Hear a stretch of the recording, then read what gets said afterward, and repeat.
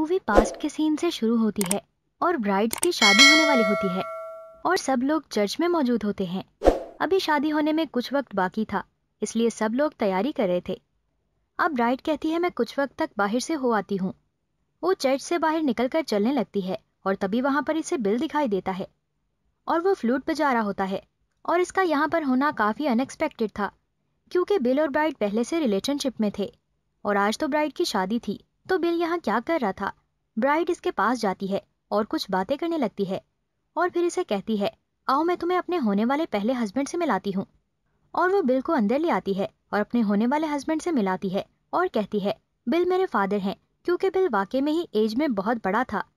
इनमें ठीक से बातचीत होती है और ब्राइड के होने वाले हस्बैंड को कोई शक भी नहीं होता और वो ब्राइड के साथ काफी खुश होता है। और अब इवेंट शुरू होने वाला था, तभी वहां पर एक ग्रुप आता है जिन्होंने ब्लैक कलर के कपड़े पहने थे और ये तो वही लोग थे जिनके बारे में आपको पार्ट 1 में बताया गया था। और इन्हीं लोगों ने ब्राइड पर शूट किया था और इसे मारने की कोशिश की थी। 3 फीमेल्स और 1 मेल। अब इनके आने से पहले भी चर्च के अंदर बिल ब्राइड पर जुल्म कर रहा होता है और इसके सर पर डायरेक्टली शूट कर देता है और कहता है कि तुम मुझे छोड़कर जाने वाली थी। वही सेम डायलॉग जो पार्ट 1 में होते हैं और ये कि तुम खून में लथपथ पड़ी भी बहुत प्यारी लग रही हो, तुम मुझसे डरना मत, तुम जैसे भी लग रही हो लेकिन मैं तुम्हें कभी नहीं छोड़ सकता और ना ही कभी छोड़ूंगा। लेकिन ब्राइड सरवाइव कर गई थी और 4 साल कोमा में रहने के बाद अब वो ये डिसाइड कर चुकी थी कि वो इन सब लोगों को मार देगी जिसने भी इस पर फायरिंग की थी। जैपनीज और अफ्रीकन वुमेन को तो वो पहले ही मार चुकी थी और अब बारी थी बाकी 3 लोगों की, जिनमें बिल भी था। बिल के अलावा जो लड़का इस ग्रुप में था वो बिल का ही भाई था। इन दोनों का रिलेशनशिप भी आपस में कुछ ठीक नहीं था, लेकिन इसने इसे ब्राइड को मारने के लिए यूज किया था। अब हम प्रेजेंट की तरफ आते हैं। बहुत हो गई पास्ट की बातें। बिल वापस अपने इसी भाई के पास जाता है और कहता है कि ब्राइड वापस ठीक होकर आ गई है, तुम ध्यान से रहना। और साथ ही इससे किसी स्वॉर्ड के बारे में पूछता है जो कि ब्राइड की होती है, लेकिन बिल ने कभी इसको दी थी। लेकिन इसका भाई ये कहते हुए मना कर देता है कि वो मेरे पास नहीं है, मैंने इसे बेच दिया है।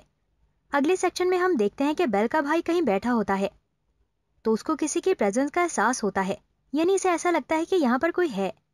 वो स्मोकिंग कर रहा होता है और तभी वहां पर ब्राइड आती है जो इसे मारने के लिए आई थी और दरवाजा तोड़ते हुए कमरे के अंदर आ जाती है।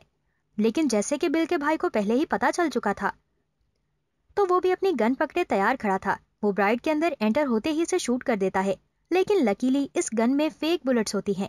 इसमें स्वॉर्ड के कुछ पीसेस होते हैं जो ब्राइड को जोर से लगते हैं। और फिर यहाँ से सीन शिफ्ट होता है पास्ट में, जब बिल और ब्राइड एक साथ थे। बिल इसे किसी आदमी के बारे में बता रहा होता है कि इसके पास बहुत से स्किल्स हैं और अगर हम इसे सीख लें तो वो किसी भी इंसान को फौरन से मार सकते हैं।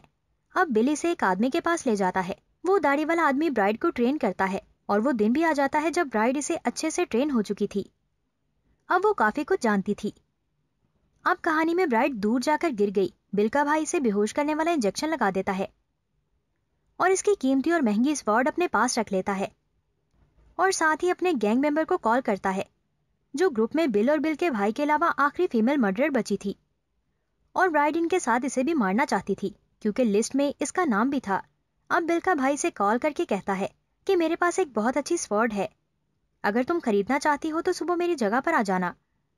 अब रही बात ब्राइड की, तो बिल का भाई इसके हाथ पांव बांधकर इसे ट्रक में एक जगह पर ले जाता है। वो जगह थी कब्रिस्तान यानी कि ग्रेवयार्ड, और बिल के भाई के साथ इसका दोस्त भी था और वो यहाँ पर ब्राइड को दफनाने के लिए आए थे। वो ब्राइड को एक बॉक्स में डालकर मिट्टी में दबा देते हैं। उन्होंने इसके बॉक्स में एक टॉर्च भी रखी थी जो ब्राइड बेचारी पूरी कोशिश के बावजूद भी इस बॉक्स से निकल नहीं पा रही होती। अब क्योंकि वो प्रेजेंट में भी मुश्किल सिचुएशन में फंसी होती है तो वो अपनी स्किल्स का फायदा उठाती है। पहले तो वो अपनी पीठ से नाइफ निकालकर अपने हाथों की रस्सियां तोड़ती है और फिर इसके बाद वो बॉक्स को तोड़ने लगती है। लकीली अब वो बाहर आ गई थी और दूसरी तरफ वो लड़की भी बेल के भाई के पास पहुंच चुकी थी जिसे बेल के भाई ने कॉल करके बुलाया था ताकि स्वॉर्ड ले सके।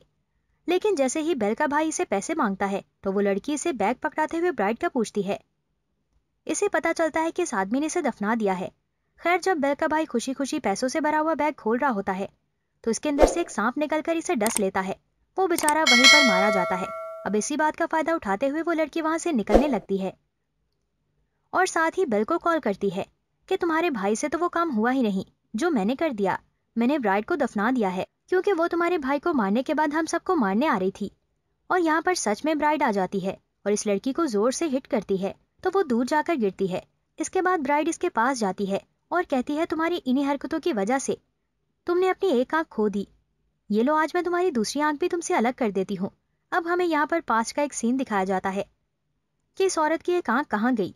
वो बूढ़ा आदमी जिससे ब्राइड ने कुछ स्किल सीखी थी, उसी बूढ़े आदमी से इसी औरत ने भी स्किल सीखी थी। जब इस औरत ने इस बूढ़े आदमी को पागल बूढ़ा आदमी कहा तो उसने इसकी एक आंख निकाल दी, और जब ब्राइड इस औरत की दूसरी आंख निकालती है तो इसे नजर आना बंद हो जाता है और वो अपनी तलवार चलाने लगती है। अब वो ब्राइड को कोई नुकसान नहीं पहुंचा पाती और सर दर्द से चिल्ला रही होती है। ब्राइड इसकी फिक्र ना करते हुए वहां से चली जाती है और वो बेचारी लड़की वहीं पर रह जाती है और क्या पता वो वहीं पर मर जाए। अब ब्राइड बिल के एक दोस्त के पास जाती है और पूछती है कि आजकल बिल कहाँ पर है, क्योंकि अब ब्राइड बिल के पास जाकर इसे मारना चाहती थी, क्योंकि वो एक आखिरी आदमी रह गया था जो इसे मारने वालों में शामिल था। और बिल का वो दोस्त ब्राइड को सारी लोकेशन बता देता है। और अब कुछ टाइम के बाद ब्राइड बिल के घर के बाहर होती है तो वो अंदर आ जाती है और ये देखकर हैरान रह जाती है कि एक छोटी सी बच्ची से मामा मामा पुकार रही होती है। इनफैक्ट वो ब्राइड और बिल की बेटी होती है। असल में जब ब्राइड पर अटैक्स हुए तो ये छोटी बच्ची होने वाली थी। ब्राइड इसे बहुत प्यार करती है और बताती है कि बेटा मैं कोमा में थी, वरना मैं तुम्हें कभी भी खुद से अलग न होने देती। मैं बहुत बीमार रही थी, लेकिन देखो मैं तुम्हारे पास आ गई हूँ। वो इस बच्ची के साथ बहुत खुश थी और इसे अपने साथ सुलाती है, इसका ख्याल रखती है और इसे स्टोरीज भी सुनाती है, क्योंकि वो अपनी बेटी से पहली बार मिल रही थी।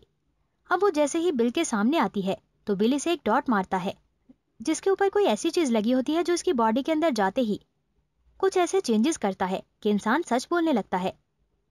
अब बिल ब्राइड से पूछने लगता है कि तुमने मेरे साथ रिलेशन खत्म क्यों किया। तो ब्राइड कहती है कि तुम एक बुरे आदमी थे, मैं तुम्हारे लिए बुरे टास्क नहीं कर सकती थी, ना ही मैं लोगों का दिल दुखा सकती थी, और वैसे भी जब से मेरी बेटी हुई है मैं जान गई हूँ कि ह्यूमैनिटी क्या होती है, और मैंने सोच लिया था कि इसकी खातिर मैं सारे बुरे काम छोड़ दूंगी। और बिल को ये सब कुछ सुनकर बहुत गुस्सा आता है। ब्राइड को भी मौका चाहिए था कि वो कब बिल को मार सके।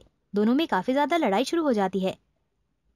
तो ब्राइड अपनी स्किल्स को यूज करती है जो इसके मास्टर ने इसको सिखाई थी, जिसको जिस भी इंसान पर यूज किया जाए वो कुछ ही सेकंड्स तक जिंदा रह पाता है, इससे ज्यादा नहीं।